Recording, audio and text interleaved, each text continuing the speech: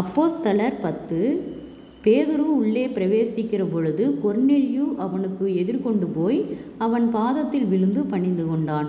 பேதுரு அவனை தூக்கி எடுத்து, எழுந்திரும், நானும் ஒரு மனுஷன்தான் என்றான். அவனுடனே பேசிக்கொண்டு உள்ளே போய் அநேகர் கூடி வந்திருக்கிறதைக் கண்டு அவர்களை நோக்கி, அந்நிய ஜாதியானோடே கலந்து அவனிடத்தில் போக்குவரவாய் இருப்பது யூதனானவனுக்கு விலக்கப்பட்டிருக்கிறதென்று நீங்கள் அறிந்திருக்கிறீர்கள். அப்படி இருந்தும் எந்த மனுஷனையும் தீட்டுள்ளவனென்றும் அசுத்தனென்றும் நான் சொல்லாதபடிக்கு தேவன் எனக்கு காண்பித்திருக்கிறார். ஆகையால் நீங்கள் என்னை அழைப்பித்த போது நான் எதிர் பேசாமல் வந்தேன். இப்பொழுது என் காரியத்துக்காக என்னை அழைப்பித்தீர்கள் என்று கேட்கிறேன் என்றான். அதற்கு கொர்நேலியு, 4 நாளைக்கு முன்னே இந்த நேரத்திலே நான் உபவாசித்து 9ஆம் மணி நேரத்தில் என் வீட்டில் ஜெபம் பண்ணி கொண்டிருந்தேன். அப்பொழுது பிரகாசமுள்ள வஸ்திரம் தரித்த மனுஷன் ஒருவன் எனக்கு முன்பாக நின்று, கொர்நேலியுவே, உன் ஜெபம் கேட்கப்பட்டது, உன் தான தர்மங்கள் தேவ சந்நிதியிலே நினைத்தருளப்பட்டது. யோப்பா பட்டணத்துக்கு ஆள் அனுப்பி பேதுரு என்று மறுபேர் கொண்ட சீமோனை வரவழைப்பாயாக. அவன் கடலோரத்திலே தோல் பதனிடுகிறவனாகிய சீமோனுடைய வீட்டிலே தங்கி இருக்கிறான். அவன் வந்து உன்னிடத்தில் பேசுவான் என்றார். அந்தபடியே நான் உடனே உம்மிடத்திற்கு ஆள் அனுப்பினேன். நீர் வந்து நல்ல காரியம். தேவனாலே உமக்கு கட்டளையிடப்பட்ட யாவையும் கேட்கும்படிக்கு நாங்கள் எல்லாரும் இப்பொழுது இங்கே தேவ சமூகத்தில் கூடியிருக்கிறோம் என்றான்.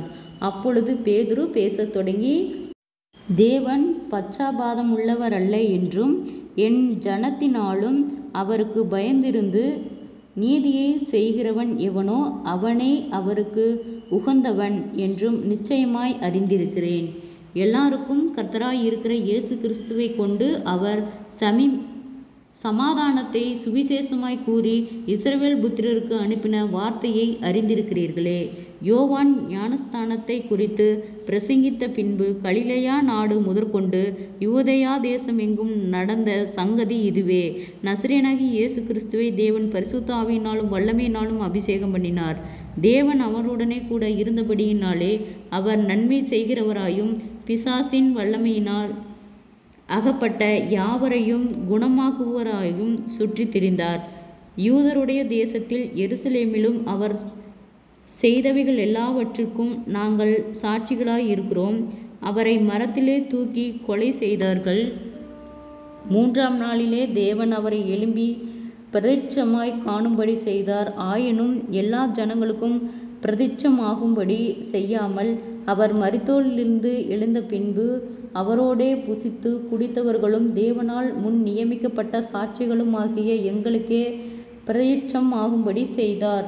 அன்றியும் அவரே உயிரோடு இருக்கிறவர்களுக்கும் மரித்தோர்களுக்கும் தேவனால் ஏற்படுத்தப்பட்ட நியாயாதிபதி என்று ஜனங்களுக்கு பிரசங்கிக்கவும் சாட்சியாக ஒப்புவிக்கவும் அவர் எங்களுக்கு கட்டளையிட்டார்.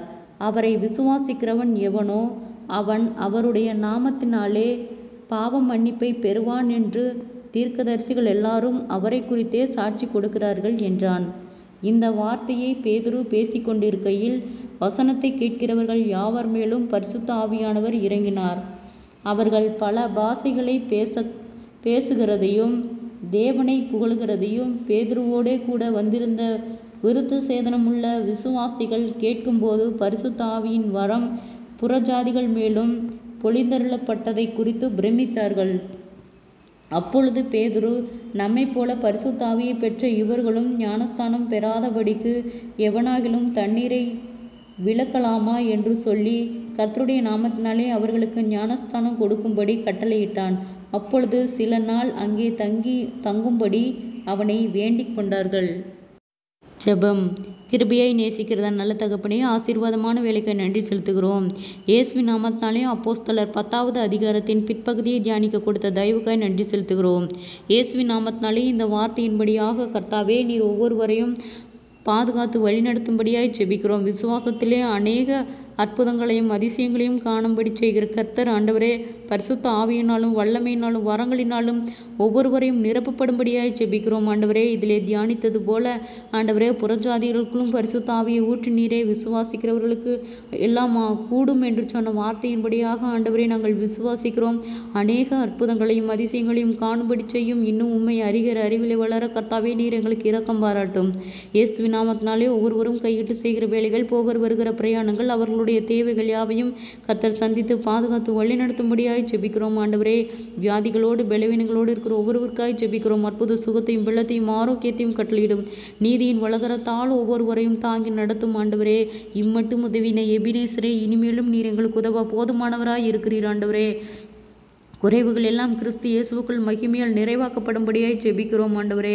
ஒருவராய் பெரிய அதிசயங்களை செய்தவர், சேனைகளின் தேவனாகிய கர்த்தர் நீர் பரிசுத்தர்.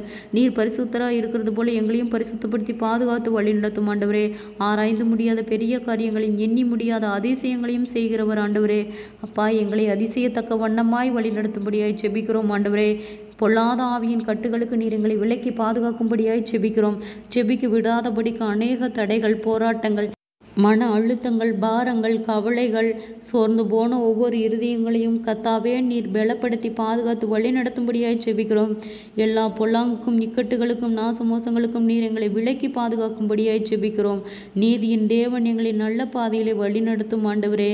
சோர்ந்து போன ஒவ்வொரு இருதயங்களையும் கர்த்தரே பலப்படுத்தும் ஆண்டவரே. மாம்சமோ பலவீனம் உள்ளது, ஆவியோ உற்சாகம் உள்ளது என்று சொல்லியிருக்கிறீரப்பா. ஆண்டவரே, உற்சாகத்தின் ஆவியினால் எங்களை நிரப்பும் ஆண்டவரே. அநேக அற்புதங்களை அதிசயங்களையும் காணும்படி செய்யும். ஆச்சரியமாய் வழிநடத்தும் பொறுப்பெடுத்துக் கொள்ளும்.